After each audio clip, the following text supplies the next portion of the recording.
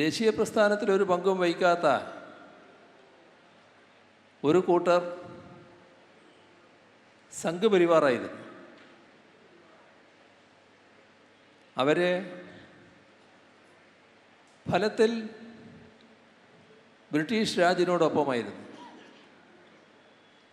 പരസ്യമായി അത്തരമൊരു നിലപാടെടുത്തവരാണ് അവർ. RSSൻ്റെ ഏറ്റവും സമുന്നതനായ നേതാവായി അവരംഗീകരിക്കുന്ന,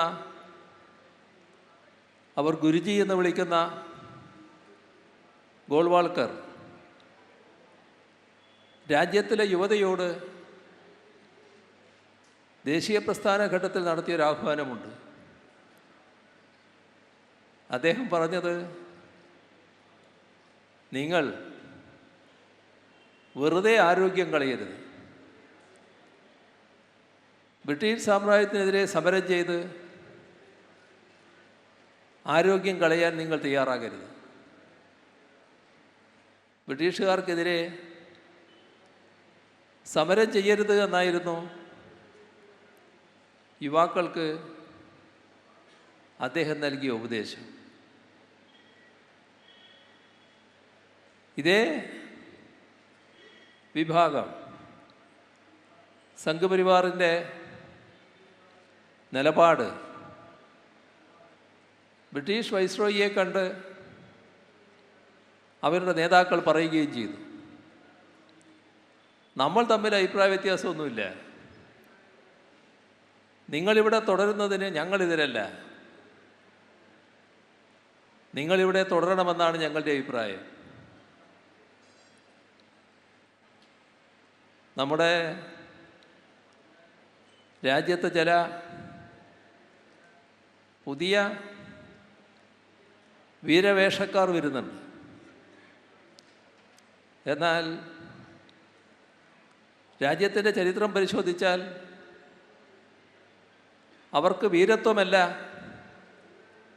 ചാർത്തി കൊടുക്കാൻ കഴിയുക. അന്ന്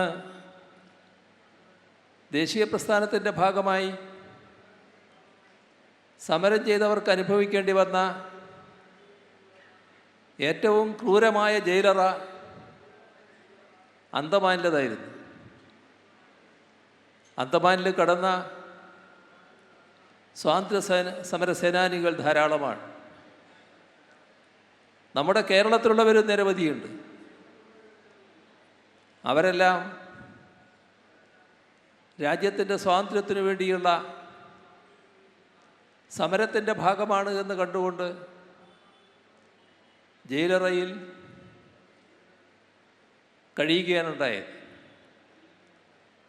അവരാരും മാപ്പ് എഴുതി കൊടുക്കാൻ തയ്യാറായില്ല. പക്ഷേ ഇപ്പോൾ വീരത്വം ചാർത്തുന്ന സംഘപരിവാർ നേതാവ് അന്തമാനിലെത്തി. അദ്ദേഹത്തിന് അത് തുടരാൻ കഴിഞ്ഞില്ല. ബ്രിട്ടീഷുകാർക്ക് മാപ്പ് എഴുതി കൊടുത്തു. ഇനിയുള്ള ജീവിതകാലം മുഴുവൻ ബ്രിട്ടീഷ് പാദസേവകനായി തുറന്നോളാം എന്ന പ്രതിജ്ഞ ആ കത്തിലുണ്ടായി. ബ്രിട്ടീഷുകാരത് അംഗീകരിച്ചു, മാപ്പപേക്ഷ സ്വീകരിച്ചു, ജയിലിൽ നിറക്കി. അവിടുന്ന് അദ്ദേഹം പോയി. സാധാരണ നിലയിൽ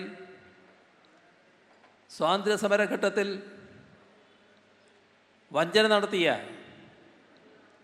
ഒരു വഞ്ചകൻ എന്നാണ് ചരിത്രം ആ സംഭവത്തെ കാണുക.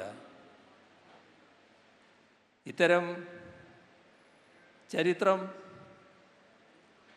ഈ ആളുകൾക്ക് വലിയ പ്രയാസമുണ്ടാക്കുന്നതാണ്.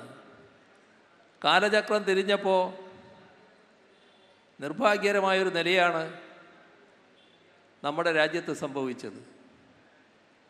രാജ്യത്തിൻ്റെ സ്വാതന്ത്ര്യത്തിനു വേണ്ടി ഒരു പങ്കും വഹിക്കാത്ത, സ്വാതന്ത്ര്യ സമരത്തെ തള്ളിപ്പറഞ്ഞ ആ കൂട്ടര് രാജ്യത്തിൻ്റെ ഭരണചക്രം തിരിക്കുന്ന നിലയിലേക്കെത്തി. അപ്പോൾ ചരിത്രം അവരുടെ നേരെ വല്ലാത്തൊരു മുഖത്തോടെ നിൽക്കുന്നു. ആ ചരിത്രത്തെ അഭിമുഖീകരിക്കാൻ അവർക്ക് കഴിയുന്നില്ല. അവരതിൻ്റെ ഭാഗമായി ചരിത്രം തിരുത്താൻ നോക്കുന്നു. അതാണ്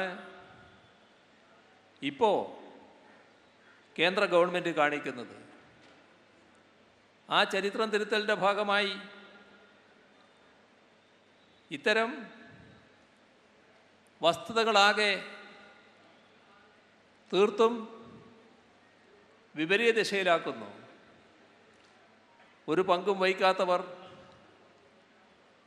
പങ്ക് വഹിച്ചവരായി മാറുന്നു. വഞ്ചകർ വീരസേനാനികളായി വാഴ്ത്തപ്പെടുന്നു. ദേശീയ പ്രസ്ഥാനത്തിൻ്റെ അമരത്തിരുന്നവരെ അടക്കം, മഹാത്മാഗാന്ധി അടക്കം തമസ്കരിക്കാനുള്ള ശ്രമങ്ങൾ നടക്കുന്നു. പണ്ഡിറ്റ് ജവഹർലാൽ നെഹ്റുവിനെ പൂർണ്ണമായും തമസ്കരിക്കാനുള്ള നീക്കങ്ങൾ നടക്കുന്നു. അതേസമയം തെറ്റായ രീതിയിൽ ചിത്രങ്ങൾ അവതരിപ്പിക്കാൻ, പുതിയ ചരിത്രം രചിക്കാൻ ശ്രമം നടക്കുന്നു.